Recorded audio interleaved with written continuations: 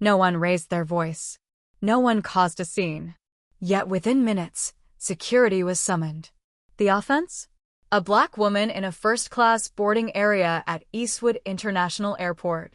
Surrounded by the aroma of costly cologne, the swish of tailored suits, and the gleam of designer luggage, a lone woman in a light gray sweater moved quietly through the first-class corridor. She pulled a small navy suitcase, head slightly lowered, demeanor reserved. One by one, the stares began curious, then confused, then suspicious. No words were spoken, but the message was deafening. A nearby employee whispered to a colleague. A manager squinted at their tablet, and somewhere, a silent alarm was triggered. She knew. Not the full scope, not the exact moment suspicion became accusation, but she knew. And still, she stood her ground. That was enough. 2 uniformed security officers appeared, their eyes locked on her, fingers gripping radios a bit too tightly. They approached, not rushed, but with the stiff caution of an impending confrontation. But there was something no one, supervisors, agents, or business travelers, could have foreseen.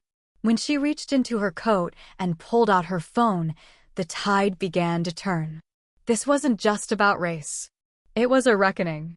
The first-class boarding zone had its own pulse, one of hushed exclusivity.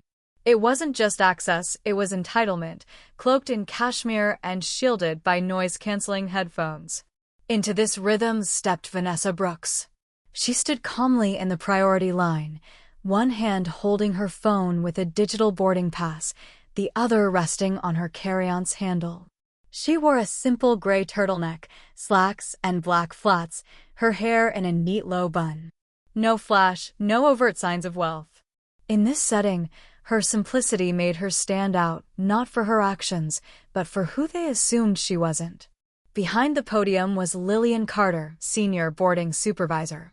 Her face, honed by years of authority, blended rigid professionalism with subtle contempt. Lillian's gaze swept past polished shoes and luxury bags, landing on Vanessa. Her frown was faint, but unmistakable. Nothing about Vanessa screamed trouble, yet her presence grated on Lillian. Without hesitation, Lillian pressed her walkie's button. Unit 4. Possible misroute. End of priority line.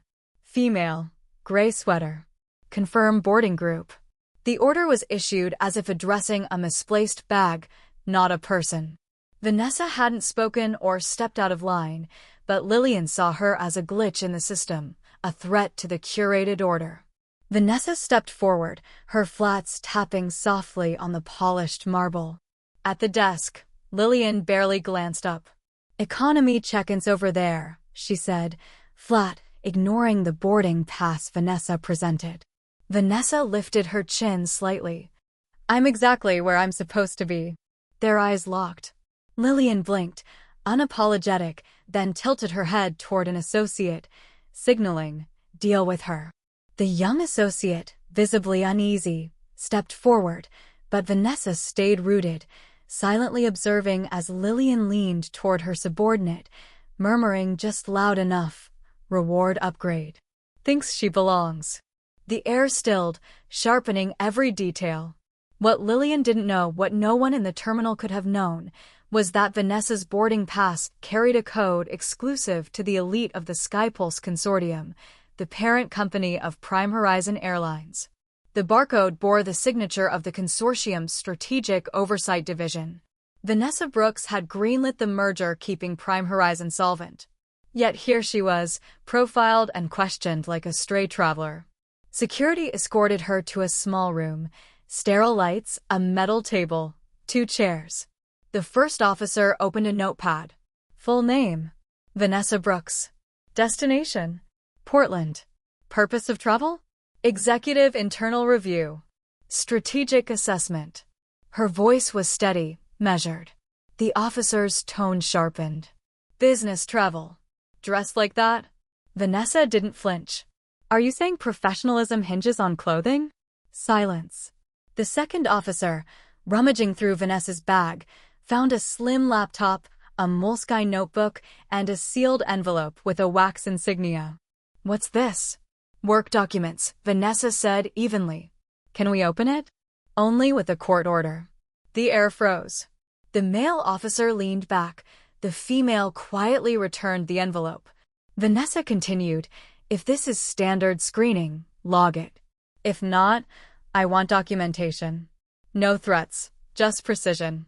Across the terminal, Lillian Carter watched a monitor, reclining in a leather chair, a smirk tugging at her lips. She didn't notice the overhead surveillance camera capturing not just the room, but her. Vanessa returned to the gate minutes later, holding a slip, screen complete, no action required. She walked forward with the same grace. Lillian glanced at her, silent. Vanessa scanned into the cabin. First class, seat 2A, soft light, cream leather, crystal water glasses. She sat quietly. Beside her in 2B, a silver-haired man in a charcoal suit read the Wall Street Journal. He glanced over, measuring her. Vanessa adjusted her tray, closing her eyes briefly.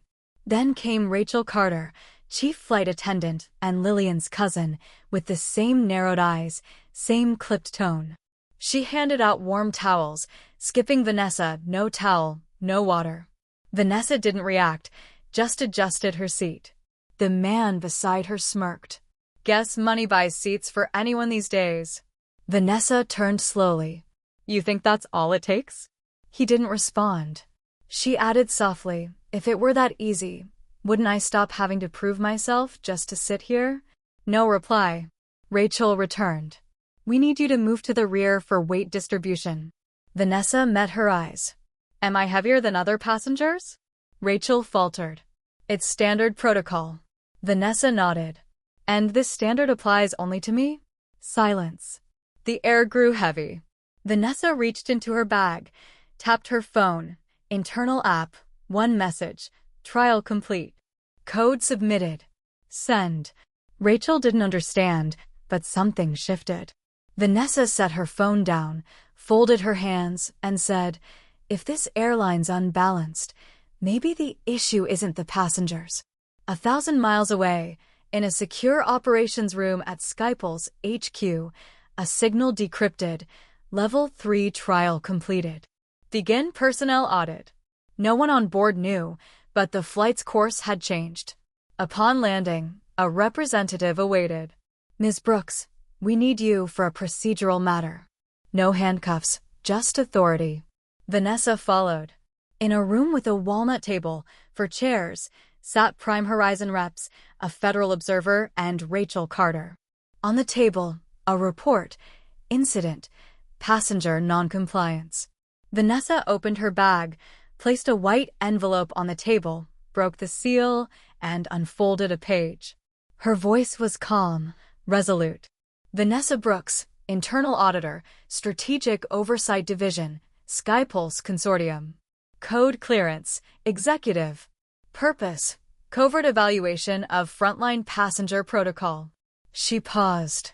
This encounter, from gate to seat, was recorded via parallel network under Compliance Directive 9B.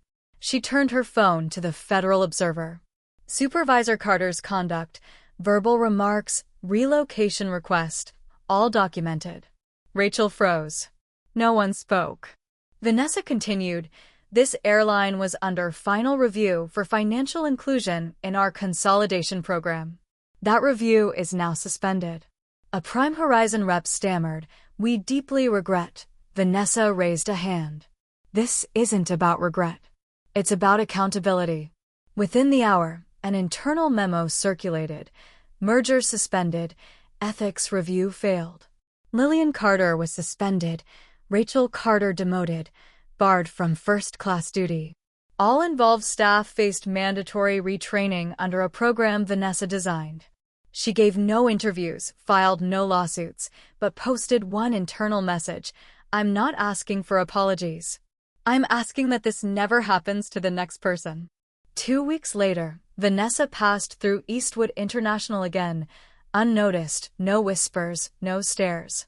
Then she saw Lillian Carter, no badge, no podium, just a wrinkled shirt, sorting papers at the help desk. Vanessa paused, not for triumph, but for clarity. Lillian looked up, silent. Vanessa said, "You were right. I don't look like your usual first-class passenger. I came to see if anyone here remembers how to treat people like humans." She turned and walked away. Vanessa's actions reshaped Prime Horizon. The retraining program became industry standard, prioritizing dignity over appearances. Eastwood International adopted stricter oversight, ensuring no passenger faced such bias again. Vanessa continued her work, quietly ensuring systems served people, not prejudice. Her stand wasn't for applause, it was to ensure no one else fought that silent battle alone.